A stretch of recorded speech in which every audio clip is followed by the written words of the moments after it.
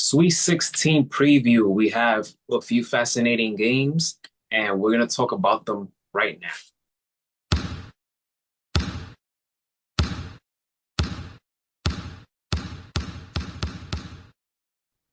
Welcome to Talking March Madness. I'm Miguel Mike Medina. This is my partner, Avery Jones. Avery, we are here, Sweet 16. First one, St. John's versus Duke. Oh man, I am excited for this matchup. This is the fourth meeting between both teams. Duke leads the series 2-1. Rick Pitino is 1-1 against Duke. Rick Pitino, he's the third head coach to take four teams to the Sweet 16. So this should be a fascinating matchup. I hope it's not lopsided. I fear that it's going to be lopsided in the side of Duke over St. John's. As good as St. John's is, I just have that little bit of fear of a lopsided game, and I hope that doesn't happen. But hopefully it turns out to be a good one, and hopefully Friday night's a good one. Yeah, absolutely. Even Coach Mike Krzyzewski has recently quoted saying how much admiration and respect he has for Rick Pitino. So, I mean, this has the shape of being a great game, knowing the history that Coach Pitino has against Duke. If Coach Krzyzewski was still coaching Duke, I think this matchup would be more intriguing. It's still an intriguing matchup anyway. Duke is favored by 6.5. They are an overwhelming favorite by 76.5%. I think this game could be very close in the first half. Then Duke makes some adjustments and it could run away. But like you, I want this game to be really close. I think this could really cement St. John's basketball program like Siena. On a side note, their coach did a very good job that he got a new job being the head coach of Syracuse, Jerry McNamara. So if Rick Pitino can kind of do what he needs to do to keep Duke on their toes, this could be, an upset alert. And this is kind of one of two upsets I kind of have. Of course, I am rooting for my Duke Blue Devils, but I want this game to be close and intriguing, maybe a nail biter, toward the end, but I think this could be a really good challenge for both teams. I hope so. I hope so. Moving on to the next one. Illinois versus Houston. This is another one that has a potential good matchup. Illinois has a chance in this game. This is their second Sweet 16 appearance. They did make the Elite Eight in 2024. The Illinois 2005 team remind me because of Darren Williams, and that run that they had. But as for the Cougars, this is their seventh straight Sweet 16 appearance. And this game could go either or. I see that's a very close game, but I'm gonna go with Houston on this one. And plus, it's in their backyard as well. Houston, Texas. They'll be playing this game tomorrow, so I'm going with Houston on this one. Yeah, I like that some of these games, when you get to a regional, they kind of end up being home games for certain teams. So the fact that Houston is kind of playing in their backyard absolutely works in their favor. Houston is favored by 3.5. I see this as being the test more for Illinois than Houston. Illinois has been quietly having a very good season, doing what they need to do, winning the games to make sure they cement themselves. I think the Fighting Illini will give the Cougars a really good test. So going to the Elite Eight is really going to be a scratch and claw kind of game for both teams. Houston is favored by 3.5.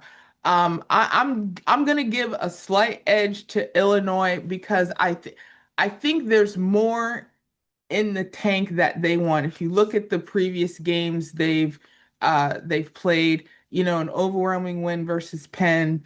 They took care of VCU coming off that really great win against North Carolina. So they have momentum, even though you have that break against second round and Sweet 16. I think the Fighting Illini are going to use that momentum to their advantage.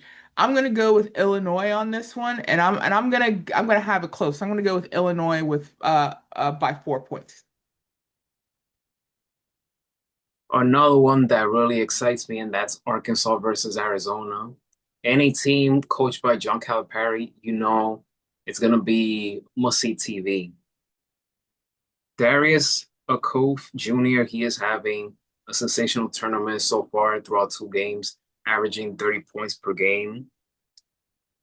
Arkansas, one of the things that they have to do in this game, they have to keep their turnovers low. If they have more than 10, that's going to be a major problem for them. So keeping the turnovers low and the offense clicks, then I see them having a shot winning in this game. Yeah, But I'm no real disrespect to Arizona and what they've done, but I'm calling this Arkansas to win this game by 4. I agree with you. I think this could be another upset special, but it's really on the fence when it comes to Arkansas winning the SEC tournament. They have that momentum going through. Right now, I mean, it's an overwhelming favorite for Arizona, and a lot of people have chosen Arizona to actually win the tournament.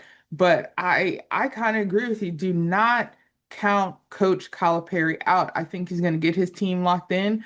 I think they're going to make just like you said, they're going to keep their turnovers low. They're going to focus on defense.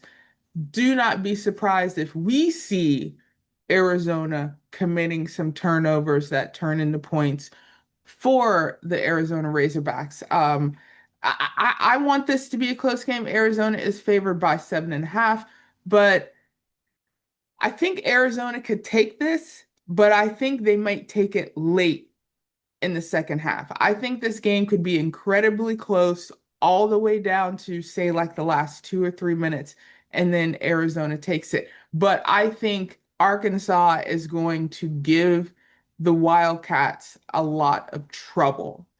And as long as the young men of Arkansas stay focused, they could actually have the opportunity to knock off the number one seed. Alabama versus Michigan. Michigan is one of the best defensive teams in the nation. Love their transition, but they're going to have to score a lot of points against this Alabama team. Alabama's offense, they lead the Division One with 91 points per game. So Michigan will have to score as good as their defense is. They have to put up points. I'm gonna go with Michigan on this one, winning by at least 5. Yeah, I believe it or not, of the games of all these Sweet 16 games, it is the Michigan Alabama game that has the largest margin of victory, and it's close to 10 points, and Michigan is favored. And when you mentioned Alabama averaging nearly 90 points a game, wouldn't you bet their two previous games they scored 90 points? I think Alabama could have a good explosive offense early and then Michigan take control with their defense. So it's possible we might see Alabama have, a scoring low in this game. But Alabama has a good uh run right now. I think they're going to use that momentum, like a lot of teams. If they have really good momentum, they're going to carry that into their Sweet 16 game. This could be a close game. This could actually be a very defensive game, even though Alabama is more of the offensive explosive team. So, it's possible this game, may not go over a combined, let's say 160 points, so. I am going to go with Michigan on this one as well. But I think a smaller margin of victory for Michigan in this one, and I'm going to give Michigan over Alabama by 3. Last but not least, Texas versus Purdue. Another one, Trey Kaufman-Renn, he's been averaging 22 a game with 9 rebounds in 2 games throughout the tournament. This is Purdue's third straight Sweet 16 for them. but I'm gonna go with Texas on this one. There's just something about that team, about them clicking at the right time that it just makes me lean towards that way, towards their way. So I'm gonna say Texas by 6. You know what? I'm going to agree with you on this one. I have a coworker who is a big Purdue fan. Granted, he's not, uh, in the best frame of mind come football season, but when basketball season starts, he is hyped up, and I'm right there with him. And right now, we've been looking really, really focused at that tournament for our prospective team. Me as a Duke fan, he as a Purdue fan. But you definitely this is definitely upset special. This is definitely upset alert. Purdue, you need to be careful. The one thing that is making Texas dangerous is one, they were a first four playing team. That should be right there, in the back of your mind that the Texas Longhorns in the beginning were not supposed to be there. So now they're in the Sweet 16. Now they're facing the 2 seed. Purdue has really great offense from downtown. If that clicks into their favor, if they get hot early, then Purdue can kind of run away with this. But looking at the teams that Texas has beat, they're just going to fight tooth and nail. I think like the St. John's Duke game that we want to keep close, I think this could go down to the wire. I'm thinking buzzer beater. I'm thinking overtime.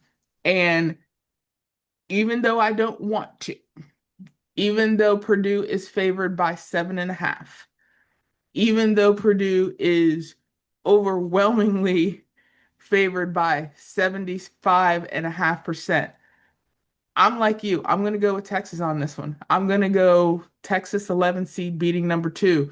And, I'm going to call this an overtime game, and I'm going to say Texas beats Purdue by 2.